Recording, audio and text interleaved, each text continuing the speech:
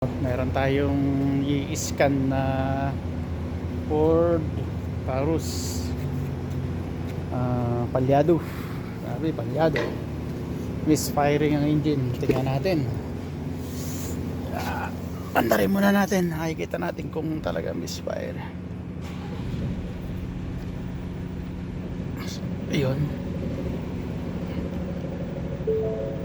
So may check engine. Ayan, naka check engine, palyado siya.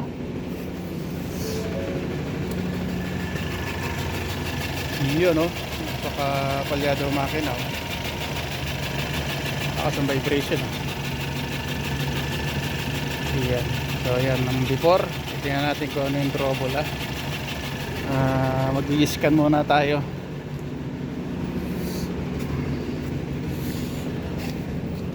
Patayin na natin. Kapitan muna natin ang scanner. Kapit natin yung ating Bluetooth. Ito, andito yung kanyang ODB port. So ayan, connect. Iwan na natin yung ating scanner.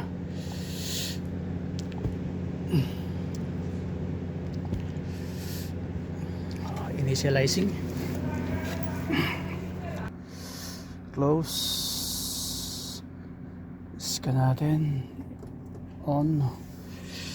And sabay on. Then OBD2. Initialize. Sana makita ko na yung problema. And cylinder 4 misfire detected. Ignition coil, the primary secondary circuit. Spark plug yan. Number 1, okay. Number 2, number 3, and number 4. Oop, nawala yung center electrode, nasunog. So palitin na lahat yan, singaw na rin. So yung number 4 na spark plug sira na. Yan, 1, 2, eto 2, 3, 4. Taka yung number 1 coil yun, isa. Yan.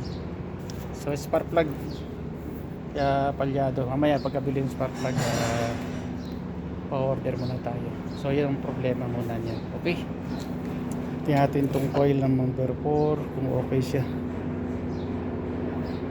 Sunog siya. Kaya ko spark plug lang talaga, kasi tagal na rin kasi di nakapalitan since na kotse pa ito, ilang taon na. Ayan, spark plug wala ipapalitan dyan.